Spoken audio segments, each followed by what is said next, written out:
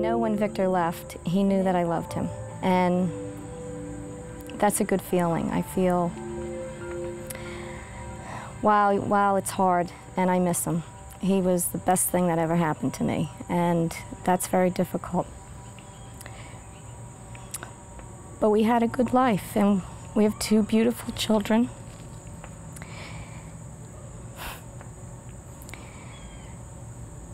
And you just have to keep on going on. And then what you do is you try to do good and positive things. And I know I'll make it, and I know I'll meet him someday, and I'm going to yell at him for leaving so quickly.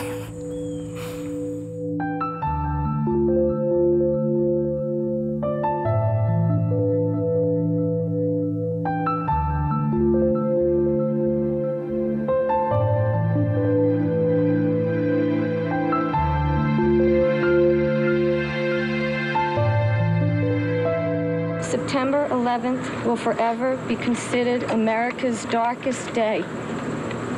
September 11th will forever be our family's darkest day.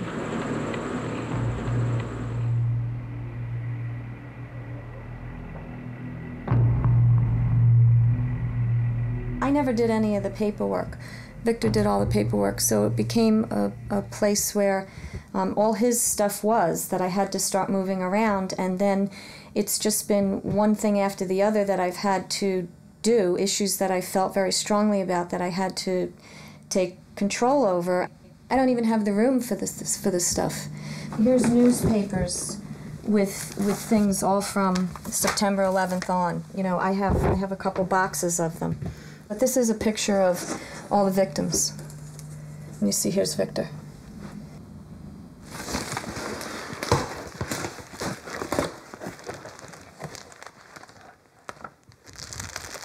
Oh.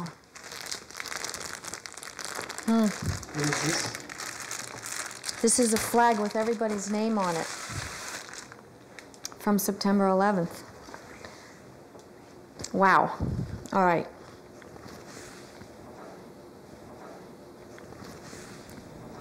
Here. Victor Saracini, that's it. That's right, Captain Victor Saracini.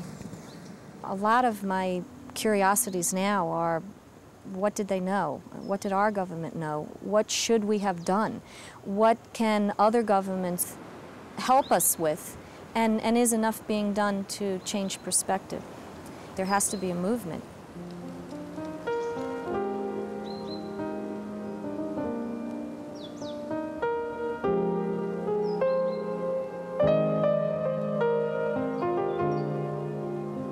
The arming of airline pilots has been championed not only by the pilots themselves, but by members of Congress and the majority of the public.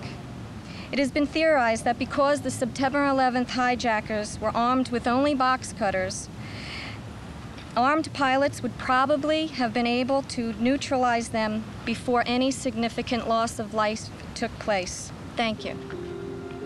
Thank you very much, Helen.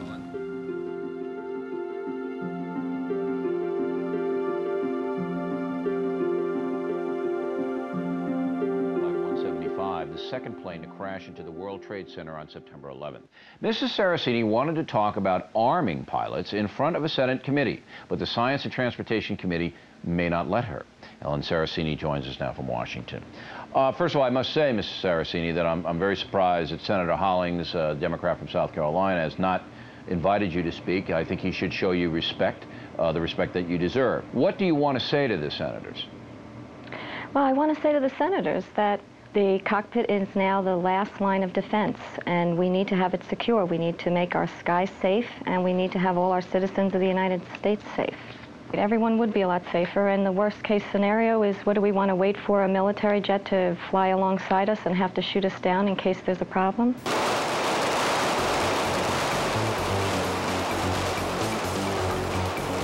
His hand, I want to use some of my close quarter stuff in here to loosen them up. I can do that, but remember, he's got a hand too. And he may put that other hand on that gun.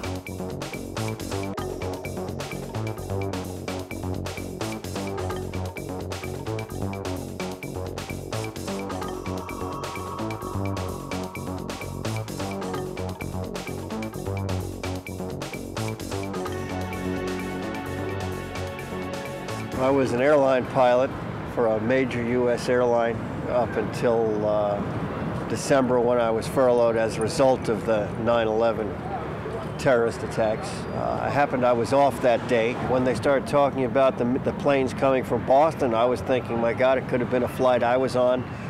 My daughter was all panicked because she knew I'd been working, for a few days prior to that, and heard the planes were out of Boston. She's freaking out. Yeah, of course it could have been me. And the way they did it, it could have fooled anybody. There's a lot of dispute on whether or not pilots should carry guns. I personally don't think it's a good idea. Even stun guns? No guns. No guns. No guns, no weapons of any kind. The only thing we know, if pilots aren't carrying weapons on the planes, is that there are no weapons on the planes. People are going through security. One thing that's certain is they're not getting through with guns. It's a voluntary program. Not everybody wants to carry a gun. I think that's his right not to want to do that. That's fine. But I also think that the ones who do want to carry a gun should be allowed that possibility.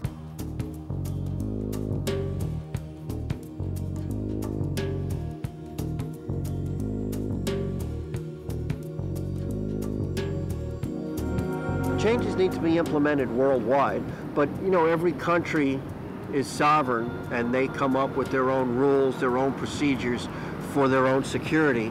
And it's, this is a whole different political discussion. This is part of why the United States is so unpopular, is because we try to tell everybody else in the world what to do, which we really can't do. We need to take care of what's happening here. We have a big enough problem here that it's going to keep us busy for a while. We will now take legal action to identify individuals and entities that lend financial support to bin Laden and his terrorist network. This is now a defining time when we show terrorists that we will not stand still. This is Osama bin Laden's grand plan. These are his words, not mine. We have not reached parity with them yet, meaning us, America. We have the right to kill 4 million Americans.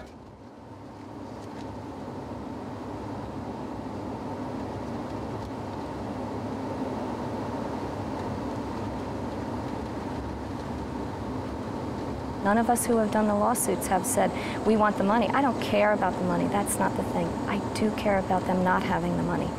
The reason why they were able to do all this is because of money.